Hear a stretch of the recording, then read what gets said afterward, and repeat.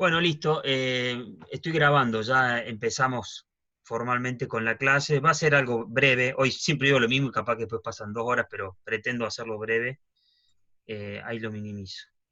Y ahí muevo esto.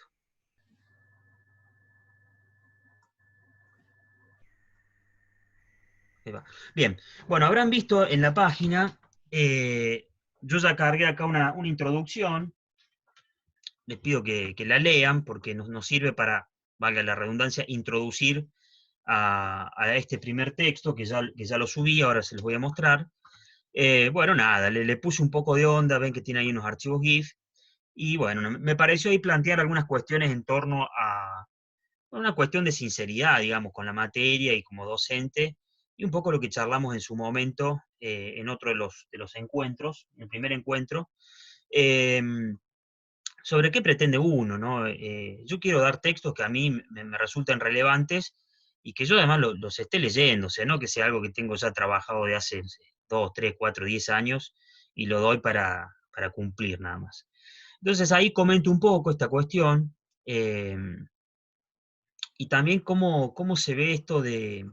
Hay una cita ahí de Huxley, del autor de Un Mundo Feliz, pero de un libro que se llama, de un conjunto de artículos que se publicaron bajo el título de Demasiados libros, y ahí menciona que en realidad lo importante no es leer mucho, sino leer bien.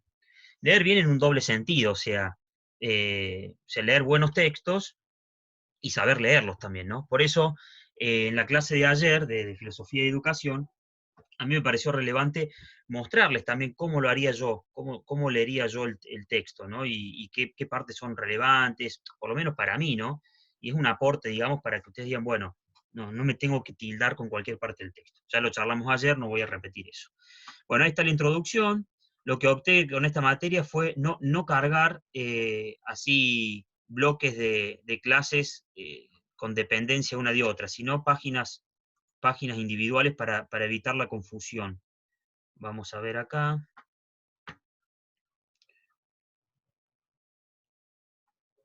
Bien, acá. Clase 1 y material. ¿Para qué sirve la sociología? Bueno, acá no me acuerdo quién había dicho que no podía verlo. Fíjate que está cargado ya acá en la página, en la plataforma. Bueno, yo acá les voy a pedir que vuelvan a revisar este texto, no sé, mañana, pasado, porque le voy a agregar algunas cuestiones. Voy a agregarle algunas cuestiones adicionales. Acá les pongo los datos de la obra y acá está la selección de los capítulos. Vamos a trabajar en la introducción y los capítulos 4, 6, 7 y 8. No se alarmen, son bastante breves y les voy a dejar nada. Como ya saben, alguna breve actividad que nada, les genere no sé, los movilice a leer el texto, porque la realidad es que como charlamos, si no, no se lee, cuesta leerlo porque uno atiende a otras cuestiones más urgentes. Eh, Acá comentó algo, dice, bueno, por el momento quisiera decirles que el eje rector que conecta los presentes artículos no tiene que ver con la aparente, con lo que aparenta sugerir el título de la obra. Vieron que la obra se titula ¿Para qué sirve la sociología? Y parece que la pregunta misma ya condiciona una respuesta, porque cuando uno pregunta ¿para qué sirve?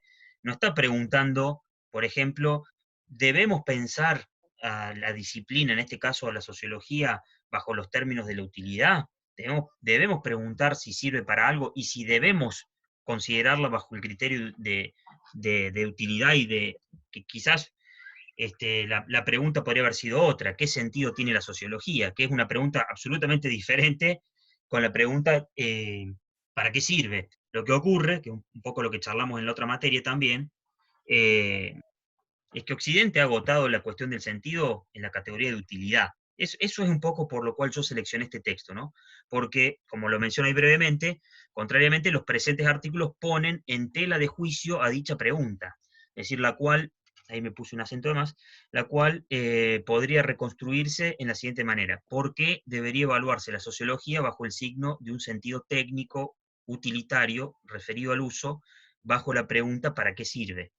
Y bueno, ahí cada artículo aborda determinados aspectos específicos de la presente cuestión, y los vamos a ir desarrollando en estos encuentros. Vamos a ir directamente con una cuestión bien técnica al texto. Como ven acá dejé el texto linkeado.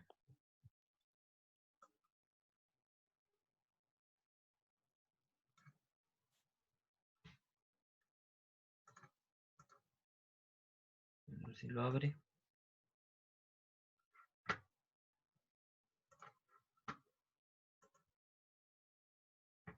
Ahí está. Yo ya les dejé directamente el texto, le hice un recorte y quité los capítulos que no vamos a trabajar para evitar confusión. Bueno, el que quiera tomar algo de nota o tenga el texto a mano y quiere resaltar algunas cuestiones, vamos a tornar productiva la clase. No sé, un par de minutos. Bueno, a ver. Bien, acá tenemos el texto. Vamos a ir a la introducción. Es verdad lo que dice Dulcinea, que no tiene gran complejidad el texto. A mí me interesa resaltar algunas cuestiones. Acá, introducción. La introducción de Live, yo resalté un par de cuestiones ahí, ¿no? Y él, en esta introducción se pregunta, ¿no? ¿Por qué habría que pensar a la sociología desde este tipo de preguntas? Vamos a aclarar algo de entrada, ¿no? Quizás los cursos comienzan tratando de explicar qué es esa disciplina, en este caso la sociología. Y bueno, la sociología es muchas cosas, o sea, hay diferentes ramas, diferentes, no sé, posicionamientos, hay discusión en torno a cuál debe ser el objeto de estudio de la sociología, pero en general uno podría decir, y creo que es como lo más generalizado, que el estudio de la sociedad no representa el estudio de la mera sumatoria de los casos individuales o sea, de los elementos que la constituyen. En este caso, supongamos, de la sumatoria de los individuos de una sociedad. O sea, la sociología estudia la sociedad y reconoce que la sociedad tiene algún grado de, digámoslo así, de autonomía, es decir, la sociedad no se reduce a la mera sumatoria de sus partes, ¿eh? Tipo este, medio Gestalt, ¿no? El todo es más que la mera sumatoria de sus partes. Y en el caso de la sociología y de la sociedad en sí, como un fenómeno, digamos, pareciera que toma una entidad, ¿no? Entidad en el sentido de ente, ¿no? De que existe como algo que se puede estudiar con independencia de los movimientos y las acciones y los comportamientos de cada uno de sus individuos. Por eso, a veces, la sociología es interesante porque nos aporta explicaciones de cómo funciona la sociedad sin por ello reducirla a el estudio y la sumatoria de esos estudios particulares. Entonces, no sé, de golpe si decimos que somos una sociedad de consumo, pareciera que el fenómeno del consumo de la sociedad actual va mucho más allá de los casos particulares, del consumo particular y de no sé, las ejemplificaciones que uno pueda dar. Obviamente, la sociología también hay sociología empírica, donde tiene una fuerte base en los estudios de campo, no sé, hay varias líneas de corrientes. A mí personalmente, como lo aclaro ahí en la introducción, yo no sé si tiene sentido estudiar una historia por ejemplo, una historia de la sociología, una historia de la filosofía de la educación, de la sociología y la educación. No sé, digo, lo que se gana en generalidad se pierde en profundidad, se pierde en especificidad. A mí me parece mucho más relevante, digo, al que quiera ver una historia de la sociología le paso un manual o una historia de la sociología o de la sociología de la educación, y se lee el manual y ficha las corrientes y se acabó. A mí me parece que lo más rico, lo más fructífero es trabajar sobre problemáticas, ¿no? Por ejemplo, cómo hemos reducido el mundo y las disciplinas a una pregunta que remite pura y exclusivamente a la utilidad. Veamos qué dice acá el autor. Yo le voy a marcar algunas partes que yo seleccioné, ¿no? Dice el autor, la parte central, alguien que me pueda responder. ¿Se escucha bien el audio? No los estoy viendo. Alguien que habilite Sí, la... profe, ¿Sí? se escucha bien. Dice, Sí, se escucha. dice en esta introducción, ¿para qué sirve la sociología? Vamos a ampliarlo un poquito. Dice, ¿para qué sirve la sociología? Dice, la pregunta es a la vez radical y provocadora. Dice, cuando se ejerce una actividad uno raramente se ve llevado a plantear de manera permanente la cuestión de saber cuál es su razón de ser. ¿Qué está diciendo ahí? Bueno, la realidad es que no vivimos, el que está en la disciplina, no vive preguntándose para qué sirve. De hecho, generalmente uno no ingresa a una disciplina a estudiar, no sé, ustedes educación física, yo filosofía, alguien sociología, lo que sea, pensando qué utilidad va a tener. En algunos casos sí, pero no es un planteo que dice, perfecto. ¿Todos ven este cartel? ¿Que no tenemos límite de tiempo? Sí, profe. Perfecto. Sí, Sí, Eh, nosotros no vivimos, el que está en la actividad, en la disciplina, no está pensando para qué le va a servir. El problema siempre viene de cuestionamientos desde fuera. Y acá viene lo interesante. No me estoy refiriendo al cuestionamiento que puede tener, no sé, un padre, una madre, un familiar, un amigo, un conocido que te dice, che, ¿qué estás estudiando? Estoy estudiando educación física. Che, ¿para qué sirve? Me estoy refiriendo a algo más. Me estoy refiriendo a una lógica de la sociedad actual y me refiero también a una lógica que responde al poder real, ¿no?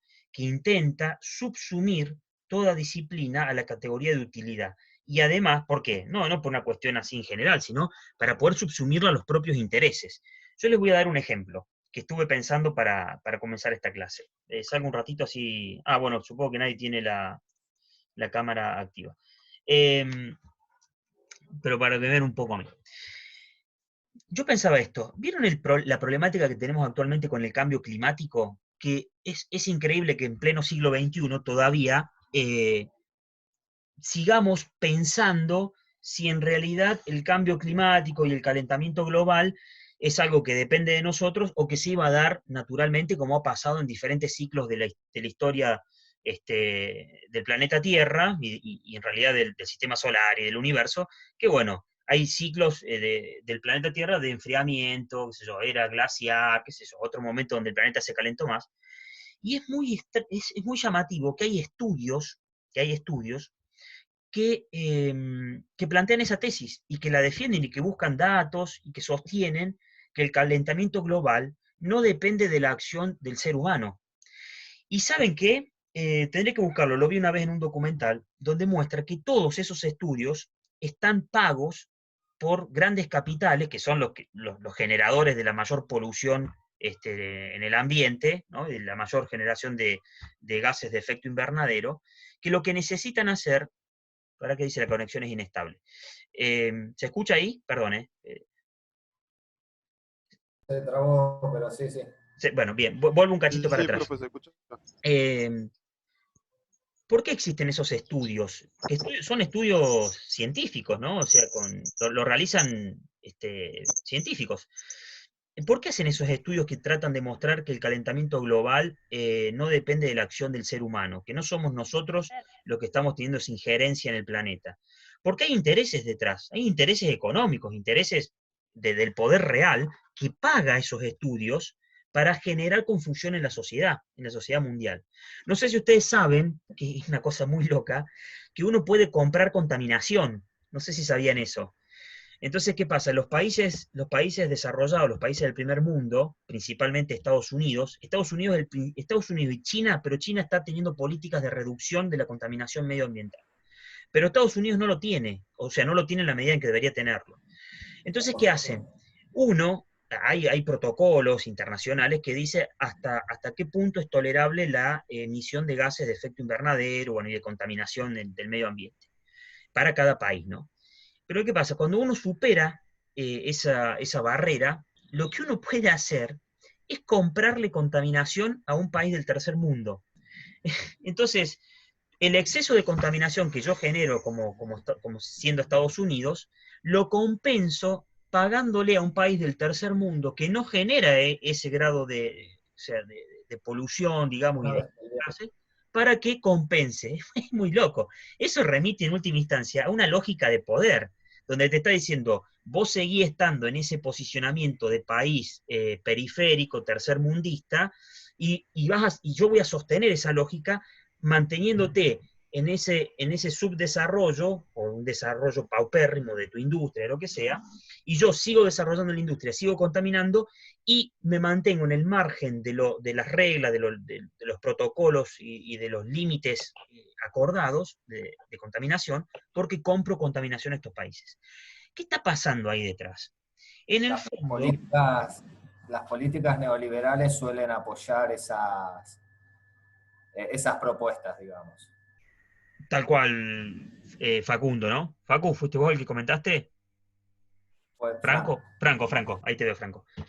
Sí, tal Eh, cual, tal cual. Entonces, de, fíjate, sí, dale. de hecho, mencionando un caso, en el año 99 China quería comprar y limpiar el riachuelo en la ciudad de Buenos Aires, que era el Sí, famoso, en 299 días se iba a limpiar el riachuelo. sí. Y se Bueno, llevaban el barro. pasó ahora con las políticas de Macri hace Exacto. un poco también. Acá llegaban barcos con basura, Sí, digamos. acá en el La sur, ¿sabés qué acción querían de basura. traer? Mirá, mencionás eso. Vieron que Argentina ganó una licitación para construir una central atómica en Australia. Creo que fue en Australia, sí. Y era muy raro esa situación, ¿no? Un país como Argentina que tiene muy, muy buena ciencia, muy buenos científicos, pero que le falta todo le falta todo el envión que tienen los países del primer mundo, con el aval de sus estados, digamos, para poder ganar una licitación, ¿no? Y tener el potencial de construir, no solamente el potencial intelectual, sino también el potencial en todo sentido como país para ganar una licitación de ese tipo. ¿Saben cuál era parte del contrato que tenían con Argentina, Australia? Que los desechos de la Oh, planta no me esta da. de producción de energía por uranio, de la central hidroeléctrica, era que los desechos iban a volver a Argentina. O sea, y no iban a volver a venir, porque no se generaron acá. Y se iban a enterrar acá en la Patagonia. No sé si escucharon eso en algún momento, hace unos años ya, pasó no sé, capaz que 10 años, no sé. No, Eh, pero no me extraña. ¿Cómo? No, pero no me extraña. Claro, no, pero no, es factible. Siendo Argentina, siendo Latinoamérica en general, es factible. Bueno, ¿a qué voy con esto? La pregunta por la utilidad tiene también una función ideológica y de dominación por parte de los grandes poderes que trata de llevar la cuestión del sentido, en un sentido amplio, valga la expresión, reducirla a una cuestión de utilidad. ¿Para qué? Para después darle un estatus, una relevancia a la disciplina. ¿Por qué? Porque le va a dar una función de utilidad, que va a ser comprar esos estudios, por ejemplo, ¿no? En sociología, o sea, las grandes empresas que contratan sociólogos para que hagan, qué sé yo, estudios de marketing, de la sociedad, de qué sé yo, de mil cosas que en estos artículos dice, en algunas posturas, algunos de estos autores, menciona que en realidad la sociología no tiene que depender de estos poderes reales, al contrario, tiene que plantearse en términos de que no sirve para nada. Es un término provocador, no sirve para nada, ¿por qué? Porque no puede estar atada o sea, a la utilidad, que en última instancia, ¿qué es la utilidad? Es a ver cuál es el mejor postor, porque la utilidad, ¿qué es lo útil en sí? Lo útil en sí no existe.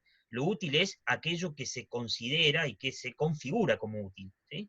Entonces, si dejamos rienda suelta a que la sociología, no sé, la filosofía, la psicología, no sé, lo que sea, eh, pueda avanzar libremente, llamarlo, no sé, por un desinterés por todas estas cuestiones, y bueno, es muy factible que se torne crítica del sistema. Ahora, cuando uno tiene atado de pies y manos a la disciplina, porque ha generado en la sociedad la imagen de que el sentido es igual a utilidad, y que la utilidad, ¿quién determina que es útil? Y bueno, el poder real que dice es útil hacer un estudio sociológico sobre la contaminación auditiva. Entonces yo tengo, o la contaminación, no sé, radioeléctrica, la señal de radio, qué sé yo. Entonces te pago, porque soy una gran compañía, para que me hagas un estudio que demuestre que es mínima la contaminación sonora, poner. Entonces, si eso es utilidad, y Como pasa en este momento con la epidemiología, profe. como pasa también, ¿en qué estás pensando puntualmente, Y Dulcinea? en la pandemia del coronavirus, la epidemiología es una ciencia. Sí, sí, se están matando por ver quién encuentra En el fondo, a ver, no, nadie es ingenuo. Acá no estamos hablando de un sentido de humanidad, ni incluso dejando de lado la posibilidad de considerar esta cuestión de esta teoría de conspiración. A ver si se escucha ahí. Dice que la conexión es inestable. Incluso dejando de lado, vamos a presuponer que esto fue una pandemia que se desató naturalmente, que no fue inoculada, que no fue no se hizo en un laboratorio, pongámoslo así. Incluso así, nadie es ingenuo en pensar de que se están matando en los laboratorios y los estados para encontrar una vacuna, más que nada los privados, ¿no? Para salvar a la humanidad. Lo que están haciendo es, el que encuentre la vacuna no se va a hacer millonario porque los que la están buscando ya son grandes poderes fácticos, las farmacéuticas, los laboratorios, que ya lo tienen, van a acrecentar en millones su fortuna. Por eso se están matando en una carrera desesperada por encontrar la vacuna, y no solamente por encontrarla, sino por insertarla en el mercado como la que debe ir. Miren, yo le voy a dar un ejemplo. No sé si Por eso ustedes... quieren hacer las pruebas con la pobre gente de África otra Sí, vez. Y, viste, estás diciendo mucho de estas atrocidades que el mundo hace sin dirección a veces. Y ojalá cambiaran los paradigmas un poco del planeta y siendo un colectivo un poco más solidario, diéramos una dirección y un gran giro. Sería raro, pero bueno, cada uno en su casa yo creo que ya está pensando en todas estas cosas y sería bueno realmente que eso pasara, ¿no? Igual el problema ahí es que los que tienen el poder son pocos. y cada vez Y no cada vez importa, son pero pocos. somos muchos los que estamos acá y entonces ya cada uno piensa también para su lado, más allá de que estamos dominados por pocos, creo. Sí, creo que va a costar mucho porque eh, el poder real, los que tienen realmente el poder real, el capital, han llegado a un grado de, digamos, de poder que ha logrado independizarse en algún punto, digamos, de todo tipo de sanción posible, es decir, se tornan cada vez más intocables. Entonces, qué sé yo, mira, vamos a un ejemplo, en Chile, en cualquier otro país del mundo civilizado el presidente renuncia después de tantas protestas. Bueno, no lograron, y justo le vino como anillo al dedo esta cuestión de, de la pandemia, eh, le vino como anillo al dedo a Sebastián Piñera, no me salía el apellido, para frenar un poco toda esta revuelta, esta revolución social, digamos, en la calle y todo. Y Ese fíjate que no señor, lo pudieron bajar. O sea, el es poder un animal. ¿eh? Ese señor lo que dice es un animal.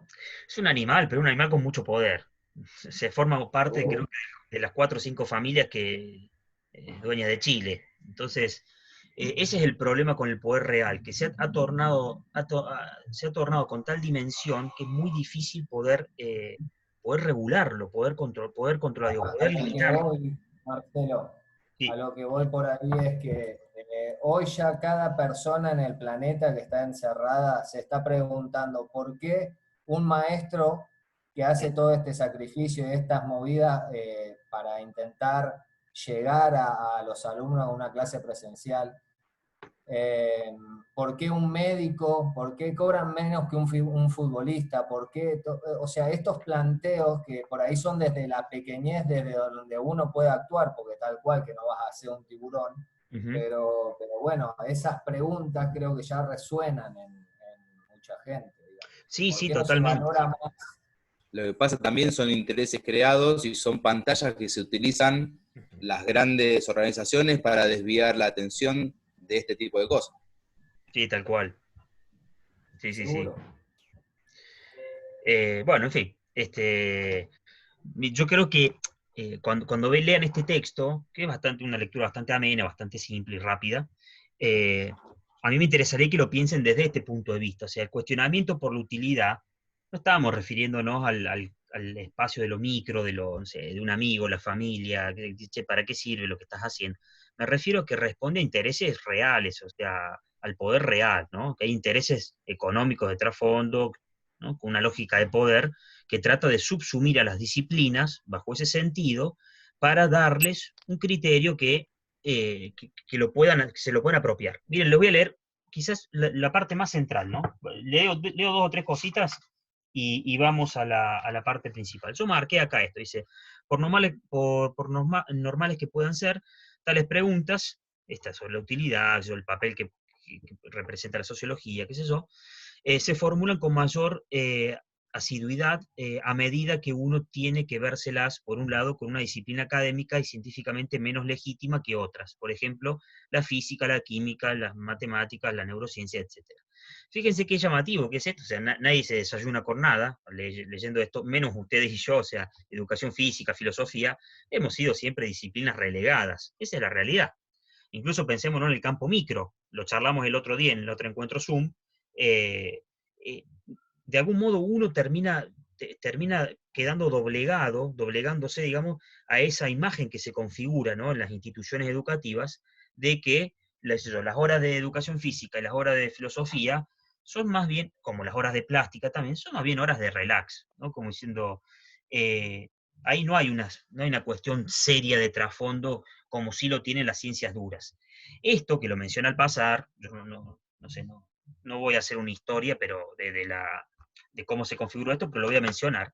Esto proviene del siglo XIX, a partir de un movimiento encabezado por Augusto Comte, seguramente lo habrán leído en algún lugar, denominado positivismo, donde se intentó darle a las ciencias sociales un carácter científico, ¿sí? Llevarlas a la categoría de ciencias. Pero para eso se consideró que había que tomar un modelo, y ese modelo era el de las ciencias duras, ¿sí?, de las ciencias naturales, de las ciencias exactas. Entonces de ahí también viene esa cuestión. De hecho, nosotros, fíjense cómo en la lengua, en el lenguaje, en la jerga cotidiana, en la vida cotidiana, nosotros hemos internalizado esa cuestión. Por ejemplo, cuando discutimos con alguien en la calle en buenos términos, y uno dice, ¿pero eso está científicamente comprobado? Fíjense cómo se filtra incluso en el lenguaje de la calle, en el día a día, la cuestión de que si es científico, tiene un valor. De hecho, habrán escuchado en las radios, es gracioso, dice, un estudio científico de la universidad, y decís, bueno, ¿qué va a decir? Demuestra que al ser humano se le caen 20 pelos más que en la década del 20. Es decir, entonces, bueno, pero era científico eso. Nosotros hemos, de algún modo, tomado esa imagen, ¿no?, de que verdad es igual a ciencia. Que no está mal eso, pero ¿qué pasa? Ciencia es igual a determinadas disciplinas. Ese es el problema que tenemos. Hemos reducido la cuestión de las ciencias a determinadas disciplinas. Incluso, también hay una disputa, en el marco de las ciencias sociales, clásica también, a partir del siglo XIX, sobre si las ciencias sociales tienen que ser consideradas ciencias y si tienen que tomar ese modelo o no, de las ciencias duras, las ciencias naturales, las ciencias exactas, o si responden a otros criterios, ¿no? Bien, en fin, hay un poco, fíjense como un breve fragmento habilita a pensar todo esto. Yo marqué eso y marqué un poquito más abajo. Dice, y por el otro, con una ciencia, se la tiene que ver con eso, y por otro, con una ciencia obligada por su mismo objeto a tropezar con más frecuencia que otras con exigencias de justificación o cuestionamiento de sus resultados. ¿Qué está diciendo ahí? Que todo el tiempo tenemos que estar respondiendo para qué sirve. Digamos, es algo bastante recurrente. Dice, por lo que respecta al primer punto, es evidente que si la interrogación ¿para qué sirve? No es tan frecuente en física como en sociología, es por razones que tienen que ver a la vez con una legitimidad académica más sólida y con salidas profesionales más claras y diversificadas. En el fondo, ¿qué está diciendo esto? Tiene que ver con cuestiones sociales de configuración y reconfiguración del poder real.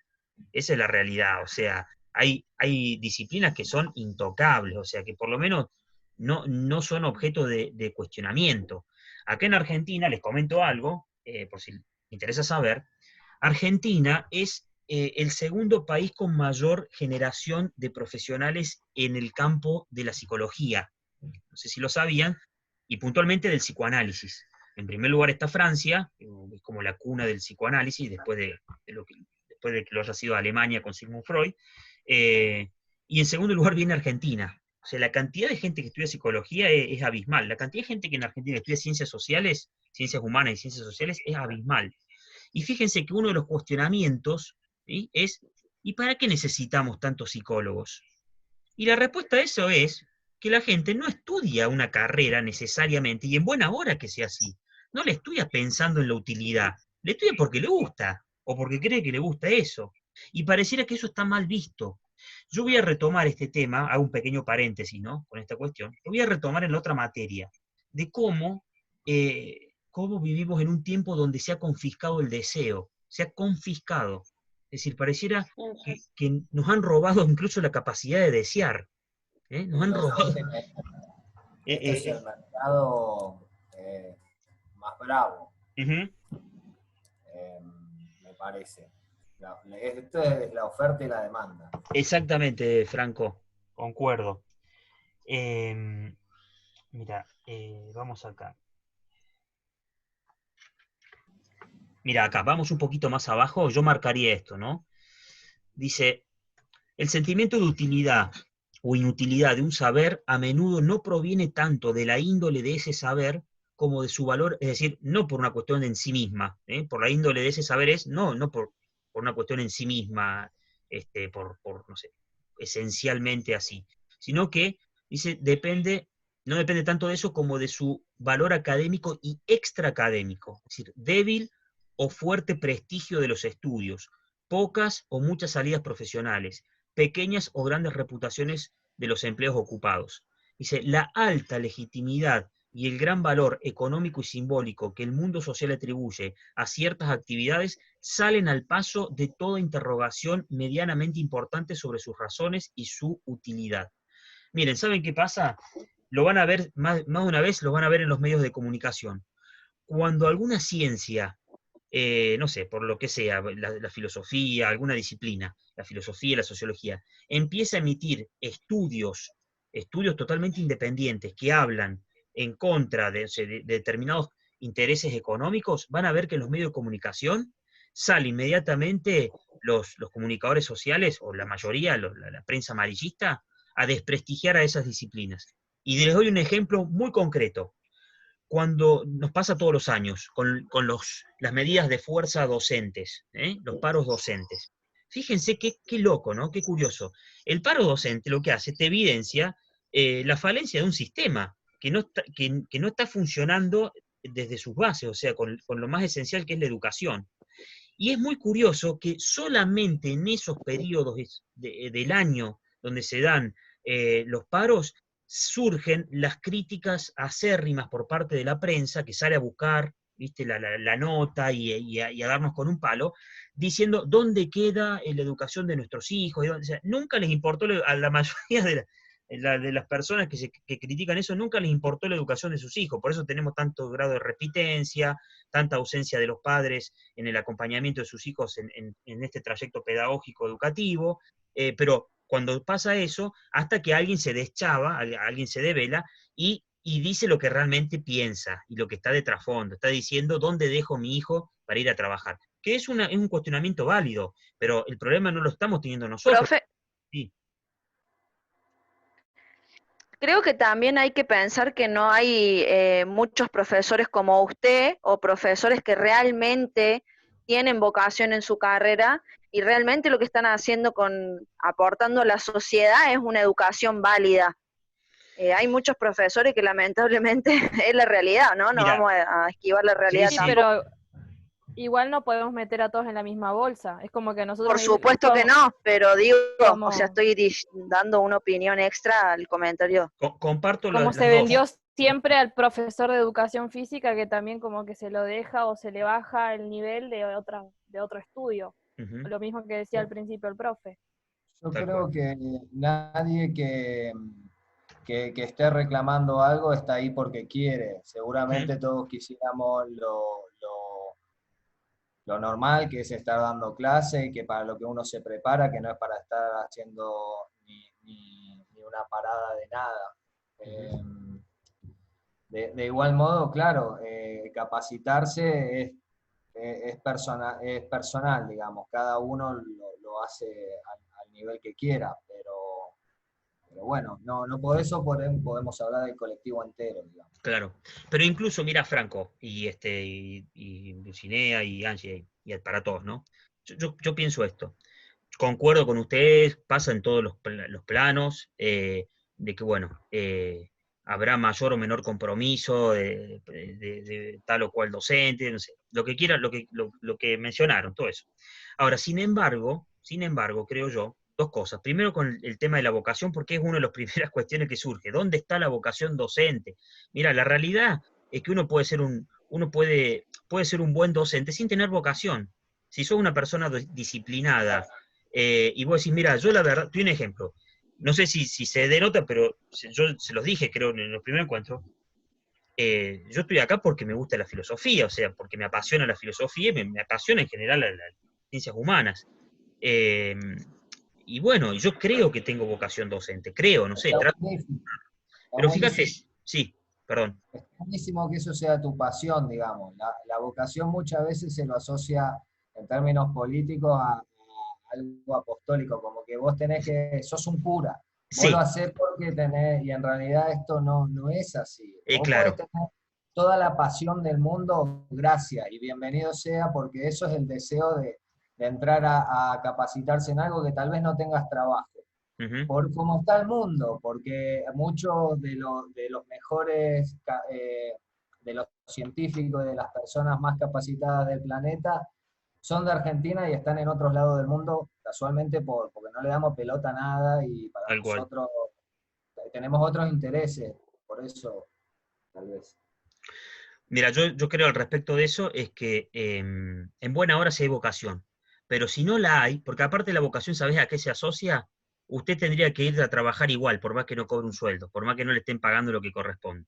Y ahí está el problema, porque yo, a ver, lo digo, yo estoy acá con ustedes ahora a las 9 de la noche, claro que me gusta esto, pero si me das estoy acá porque me pagan un sueldo, ahora a las 9 de la noche, cumpliendo con este compromiso, y también lo haría, pero lo haría, no sé, bueno, ahora estamos en cuarentena obligatoria, pero si no, ¿cómo lo haría? Y lo haría en un café, tomándome un cafecito, charlando más, un poquito más relajado, Pero este, vocación no es sinónimo de beneficencia. claro, claro. Entonces digo, yo el tema de, para cerrar esta idea, el tema de la vocación, yo creo que si está, bienvenido sea. Pero si no está, también hay docentes que cumplen con su labor como corresponde sin tener la vocación. Es decir, alguien puede decir, miren chicos, yo la verdad tomé esta materia, yo no tengo vocación docente, necesito el trabajo, lo hago por trabajo y pongo lo mejor de mí, cumplo con el horario, tengo los textos, los leemos, les doy la clase, les tiro algunos ítems de cómo hacer, y bueno, y ya está. O sea, digo, no le pondré ese ánimo, esa euforia, no es que me apasiona, no tengo la vocación, pero cumplo. Entonces, el problema con la vocación, que yo obviamente la Si avalo, es responsable, perdón, ¿cómo? digo, Marcelo, si es responsable, Claro, bienvenido sea, es esto. claro. Y por ahí no Igual tiene vocación. no se entendió el ejemplo que yo di, profe. Yo a lo que me refiero, y voy a dar un ejemplo más claro, Dale, como dale. por ejemplo dicen que no, que las fuerzas, yo pertenecí a las Fuerzas Armadas 6 años, Ajá. y el día en que se conmemora la verdad y la justicia y la memoria en marzo, a mí me dejaron encerrada 3 días sin poder salir en el colegio militar, porque Ujú. la gente atentaba contra nosotros sin qué ni por qué, porque soy de otra época, no viví todo lo que pasó. O sea, lo que voy es a que la gente misma, por esto de los periodistas que usted dio como ejemplo, Sí, acribilla a todos sin qué ni sí. por qué por culpa de 2 o 3. Eso es lo que quise decir. Yo Sí, sí, sí. O sea, No, hay no, profesores que realmente yo me saco el sombrero, tengan vocación o no, y hay perfecto. otros que lamentablemente no hacen las cosas bien, y eso hay que admitirlo. Mira, eso es la segunda parte que te quería comentar, a Dulcinea y a Ah, todos, y avanzamos un poquito con el texto que viene de la mano de esto. Eso porque justo mencionaste el tema de la vocación. En segundo lugar, yo creo que incluso en esos casos de docentes que, no sé, viste, que no cumplen con su labor, con o sin vocación, no importa, eh, fíjate que la lógica es a la inversa. El reclamo es, te pago lo que corresponde, un salario digno, y después te exijo, ¿me entendés? Que cumpla, porque nadie, ninguno de ustedes en sus trabajos, creo que dice, bueno, vení que te doy trabajo, bueno, ¿Y cuánto me va a pagar? No, depende, a ver cómo trabajás y después te voy a pagar. No, primero me decís cuánto me vas a pagar, firmamos un contrato y después, porque me pagaste eso, me podés exigir y decir, che, no me cumpliste como corresponde. Ahí está la trampa. La trampa es pensar que el docente tiene que permanecer en un campo reducido de dar su clase y todo, y bueno, primero cumplí y después vemos si te pagamos lo que corresponde. Y yo creo que la lógica es la inversa. El reclamo que se le puede hacer de la exigencia hacia el docente se tiene que dar sobre un fondo de garantías. Entonces, ¿por qué? Porque ahí queda totalmente justificado. Es como diciendo, che, escúchame, a vos te pagamos en tiempo y forma, ¿sí? Te dimos el aumento por paritarias, te dimos un plus, no sé por lo que sea. ¿Qué pasa que te tomaste licencia 3 meses seguidos?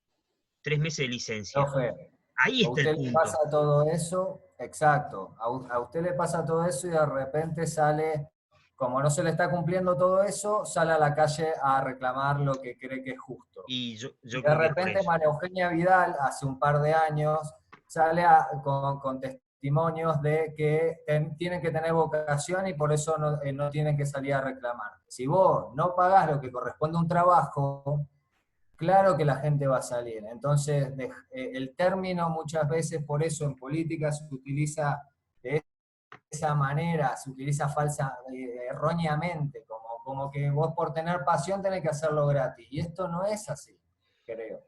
Mira, Franco, ¿no? ¿Franco estabas hablando? ¿Hablaste vos, Sí, Franco, profe. recién? Mira, sí, digamos, para quitar la cuestión de las referencias así políticas a tal o cual partido y eso. Yo creo sinceramente que esto ocurre en todo, más allá de cuál sea el partido y eso, digo, para ponerle, para no entrar en un debate interno. Incluso siendo alguien que tiene un posicionamiento más que claro al respecto, eh, lo puedo decir abiertamente, no es ningún pecado. Yo soy kirchnerista, o sea, soy kirchnerista, y creo que también en el kirchnerismo eso pasó, lo reconozco. O sea, también hubo un vapuleo en algún momento al docente, habrá tenido menos, qué sé yo. No quiero entrar ahora a intercambiar así en buenos términos cuestiones políticas. Creo que atraviesa al sistema político en general esa cuestión. Pero bueno, a lo que voy con esto de las disciplinas, es que siempre se está pensando en la categoría de utilidad. ¿Sí? Incluso fíjense cómo se deschaba a veces la gente, que tiene su justa razón, ¿eh? Cuando dice, che, yo tengo que trabajar y no tengo que dejar a mi hijo. Y la verdad que sí, te doy la razón, pero ¿sabes qué pasa? Que el sistema educativo no es una guardería. Ese es el problema. Entonces, claro que nosotros la principal función es educarlo, no contenerlo en el sentido de, contenerlo no es la expresión correcta, no de mantenerlo dentro de un lugar para que no te complique la vida en el laburo. Claro que es un punto atendible y bueno, posta que se complica la vida. Quien es padre como yo sé que se nos complica, pero bueno, es bastante complejo. Lo que quiero ir para retomar así puntualmente el tema es el problema de la utilidad. Siempre estamos pensando, incluso la educación la pensamos en términos de utilidad. Fíjense que salvo el arte cuando se reduce al mercado, ahí tiene sentido, ¿sí? Entonces las obras de arte que se cotizan millones, se tasan millones de dólares, eso tiene sentido. Ahora, el otro arte del tipo que está haciendo arte callejero en un semáforo es un vago. Esa es la idea que tenemos, pero ¿por qué? En el fondo, más que culpar a las personas que prejuzgan de esa forma, que estigmatizan, es algo propio de nuestra cultura occidental. Nosotros terminamos reduciendo la cuestión del sentido a la utilidad, y no nos damos cuenta y lo vivimos haciendo todo el tiempo. Miren, vamos a avanzar directamente ya tenemos 1 hora de clase, quiero avanzar a este punto, que es para mí lo central del texto. Acá.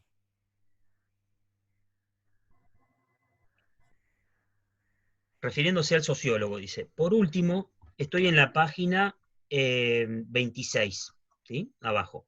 Dice, por último, el sociólogo es capaz de ver lo que la noble utilidad puede ocultar de servilismo respecto de las dominantes, en lo cultural, lo político, lo religioso y lo económico. Lo voy a releer. Dice, por último, es capaz de ver lo que la noble utilidad puede ocultar de servilismo es decir, de estar sirviéndole a un poder determinado, respecto de las dominantes, es decir, en lo cultural, lo político, lo religioso y lo económico.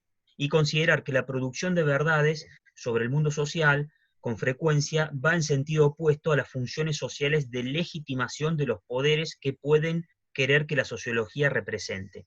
Y da un ejemplo acá de Pierre Bourdieu, que dice así, es una cita, dice, hoy entre quienes dependen, estoy acá, hoy, y lo cierro acá, dice, hoy entre quienes depende la existencia de la sociología, cada vez hay más que se preguntan para qué sirve la sociología. De hecho, la sociología, perdón que me perdí, acá. De hecho, la sociología tiene tantas más posibilidades de decepcionar o de contrariar a los poderes cuanto mejor cumpla con su función propiamente científica. Por acá, por función propiamente científica, se refiere a una función que no tiene que ver con la utilidad, ¿sí? Una cuestión de buscar el saber y la verdad por el saber y la verdad misma, ¿no? Profe, Sí, sí, sí, profe, te fue escucho. que digamos, o sea, lo que entiendo en parte también es que la sociología como que sirve más para clarificar que para dar una respuesta, una solución. Entonces, por eso la gente a veces está como tan, o sea, no sabe para qué sirve. Es como que le busca, a ver, si sirve para algo, tiene que responder a algo y tiene que dar respuestas y ser funcional. En Tal cual. realidad, lo que hace es clarificar, poder abrir los ojos ante una problemática, que no quiere decir que la solucione, digamos. Sí, sí, obviamente. Incluso yo agregaría que creo que la función principal de las ciencias humanas, las ciencias sociales, en realidad de todas las disciplinas, pero yo creo que principalmente nosotros, está en el carácter de denuncia y de crítica, ¿sí? De Claro. crítica justificada, ¿no? O sea, digo, no venimos a dar soluciones, pero cuando me refiero en el fondo, no venimos a hacerse funcionales al sistema. Y el problema es que lo estamos siendo. Miren, yo les voy a dar un ejemplo. Me viene como anillo al dedo y lo cerramos acá, porque cierro con esta cita.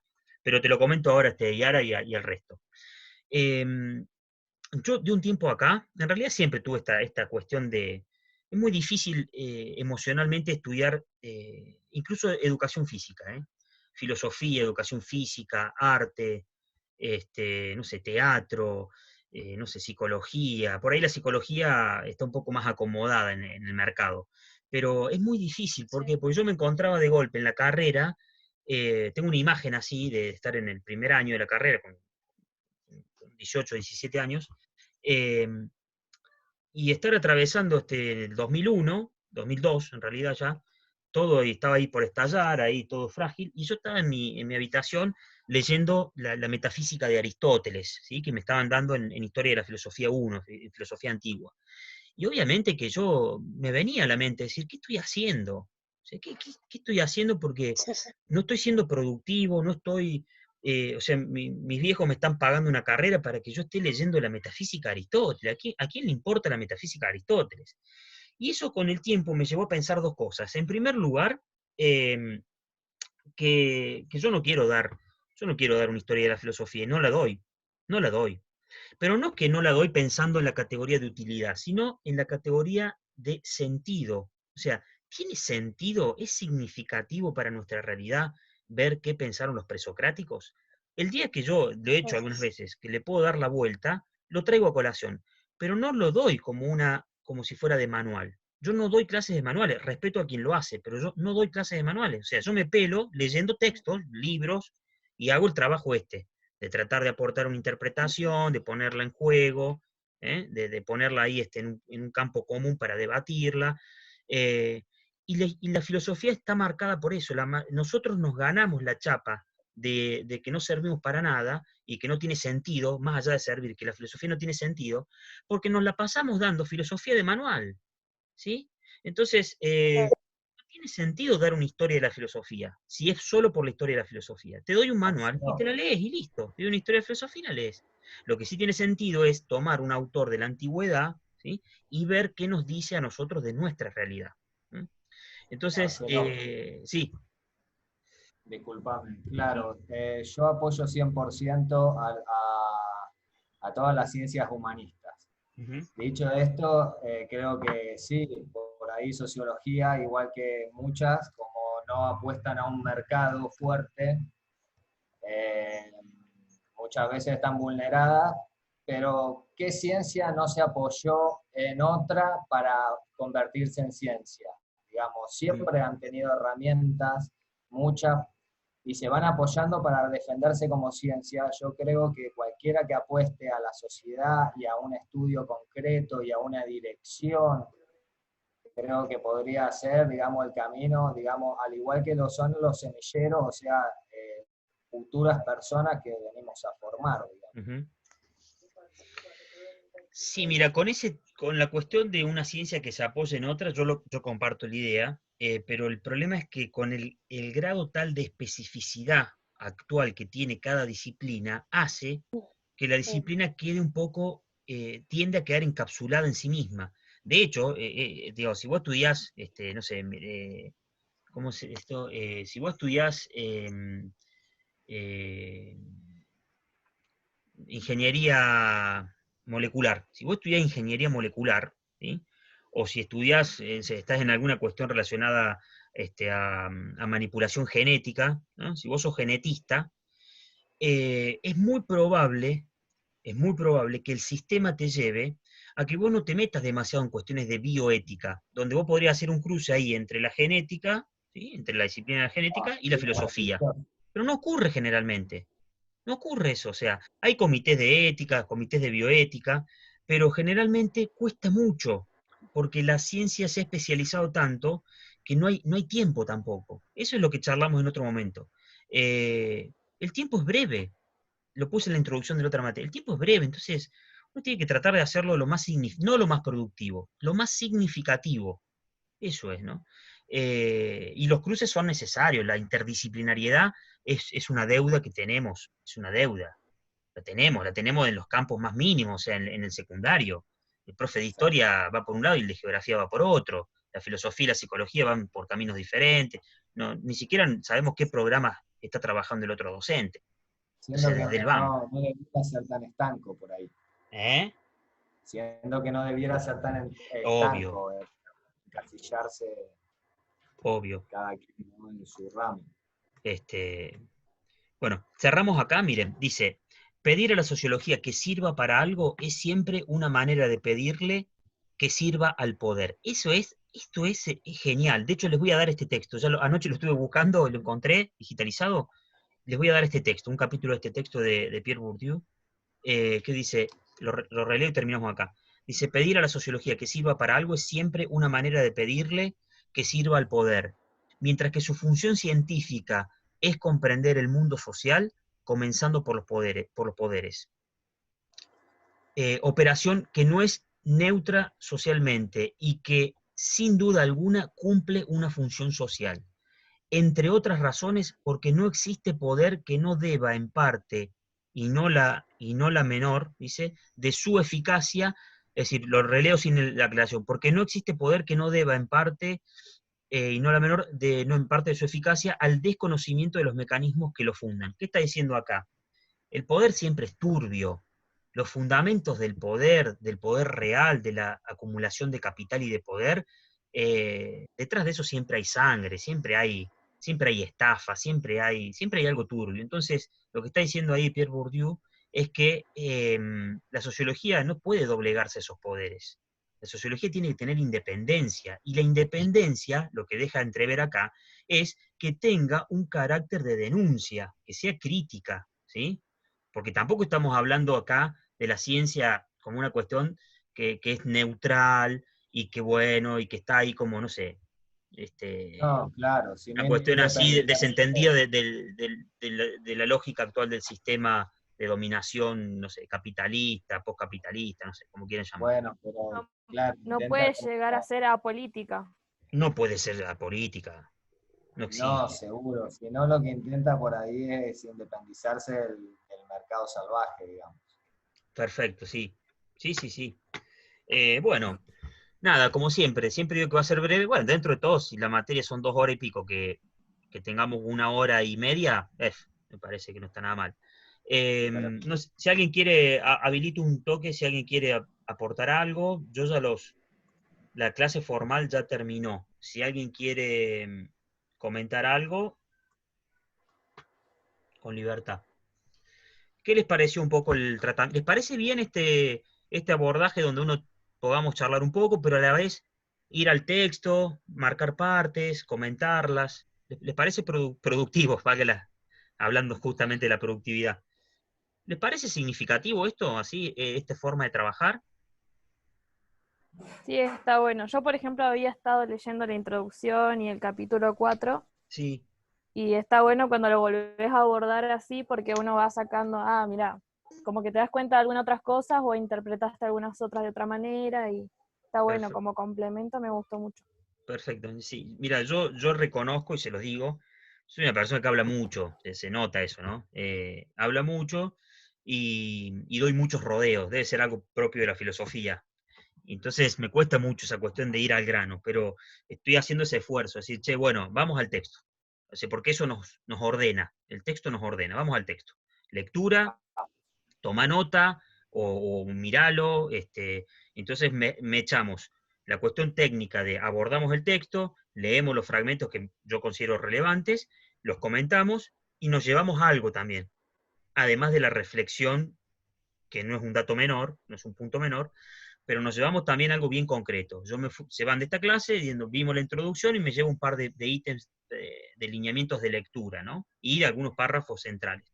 Si les parece bien, cualquier otra propuesta para mejorarlo, bienvenido sea, ¿no? Igual lo que está re bueno es igual, irse un poco de repente por las ramas y relacionarlo con otras cosas. Sí, A está veces bueno. como que te re queda. Decís, me acordé de esta cosa, hablamos de los docentes y después lo volvés y lo relacionás con el texto de vuelta y así. Sí, yo concuerdo que eso está genial. Bueno, ya tienen el texto, yo después voy a sumar una actividad, nada, va a ser algo, no los quiero sobrecargar, algo menor, que los lleve a tener que leer el texto y responder 2 o 3 cositas, y vamos a abrir un foro después, como para que quede un registro de esto también por escrito, y poder, esto que charlamos ahora, cada uno poder dar su opinión al respecto y con fundamentos y con partes del texto que diga, bueno, es eso. Vimos este texto y el foro se abre con la pregunta sobre las disciplinas humanas y sociales y su utilidad. Y ahí charlamos un poco en el foro y queda el registro y yo también lo voy a tomar como un punto de consideración para la calificación, digamos, final de cada uno en esta materia.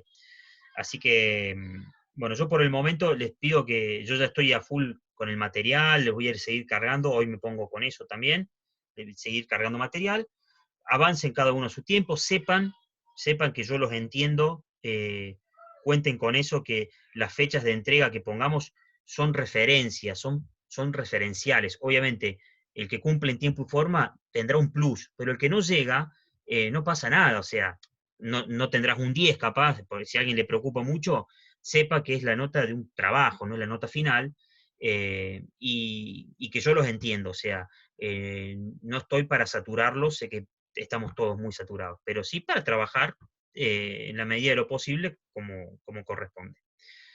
Bueno, estimades alumnas, alumnos, alumnes, como quieran que les diga, nada, nos despedimos. Si alguien quiere agregar algo más, y si no, hasta la semana que viene. Gracias. Nos vemos. Adiós. Hasta luego. Chao, profe. Nos Chao, vemos. suerte. Profe, Nos vemos, gracias. profe.